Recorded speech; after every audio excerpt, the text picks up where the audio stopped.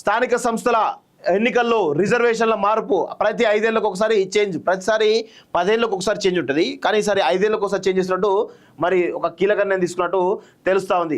వరుసగా 2 సార్లు కొనసాగించిన నిబంధన తొలగింపు, ఇద్దరికి మించి పిల్లలున్న పోటీకి ఛాన్స్, ప్రతి మండలానికి 5కు తగ్గకుండా ఎంపీటీసీ స్థానాలు, సర్పంచ్ ఉప సర్పంచ్ తొలగించేందుకు కలెక్టర్లకు మరిన్ని పవర్స్, పంచాయతీరాజ్ చట్టానికి కీలక సవరణలు, భూమి లేని కూలీలకు 12,000 రూపాయలు, ఈ నెల 28వ పథకం ప్రారంభం, సంక్రాంతి తర్వాత కొత్త రేషన్ కార్డుల మంజూరు, రాష్ట్ర కేబినెట్లో కీలక నిర్ణయాలంటూ చూస్తా ఉన్నాం. సో స్థానిక సంస్థలకు సంబంధించినటువంటి ఎన్నికలకు సంబంధించిన రిజర్వేషన్లు ప్రతి 5 ఏళ్లకు ఒకసారి పెట్టాలని చెప్పేసి, అదేవిధంగా ఇద్దరు అంతకు మించి పిల్లల వాళ్ళకి పోటీ చేసే ఛాన్స్, ఇలా చాలా రకాల అవకాశాలు అన్నట్టుగా మనకు తెలుస్తూ ఉంది.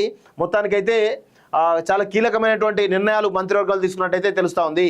గ్రామీణ సంస్థల గ్రామీణ స్థానిక సంస్థల ఎన్నికల్లో ప్రతి 5 ఏళ్లకు ఒకసారి రిజర్వేషన్లు మారినాయి.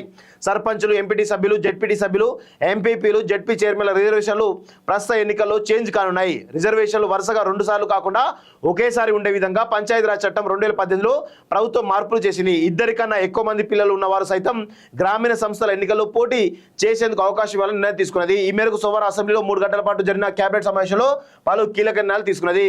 ప్రతిసారి రిజర్వేషన్ల మార్పు, ఇద్దరికన్నా ఎక్కువ మంది పిల్లల పోటీ అంటూ చూస్తా ఉన్నాం. చాలా మరి కేబినెట్ చాలా కీలకమైన నిర్ణయాలు తీసుకున్నట్టుగా తెలుస్తూ ఉంది. హరీష్ రావు వర్సెస్ సీతక్క, మాజీ సర్పంచ్ పెండింగ్ బిల్లుపై పంచాయతీ బడా కాంట్రాక్ట్ బిల్లు ఇస్తున్నారు. గవర్నర్ మంత్రులు కలిసి మొరపెట్టుకున్న లాభం లేదు. బీఆర్ఎస్ అంటేనే బకాయిల రాష్ట్రమిది. 2014 నుంచి బిల్లులు పెండింగ్లోనే. ఫైనాన్స్ మంత్రిగా హరీష్ ఆనాడు ఒక్క సంతకం పెడితే అన్ని క్లియర్ అయ్యాయి. పెండింగ్ బిల్లుపై వాడివేడి చర్చ, సభ నుంచి బీఆర్ఎస్ వాకౌట్. ఎందుకంటే వాళ్ళ బండన బయటపడుతుంది కాబట్టి వాకౌట్ చేసి వెళ్ళిపోతా ఉన్నారు. నిజంగా వాళ్ళకి చిత్తశుద్ధి ఉంటే ఉండేవాళ్ళు, చర్చ చేసేవాళ్ళు, వాళ్ళు తప్పు లేకుంటే. కానీ వాళ్ళ తప్పు ఉంది కాబట్టి వాకౌట్ చేసుకొని వెళ్ళిపోయారు, తోక ముడుచుకొని పిరికి పందల్లాగా.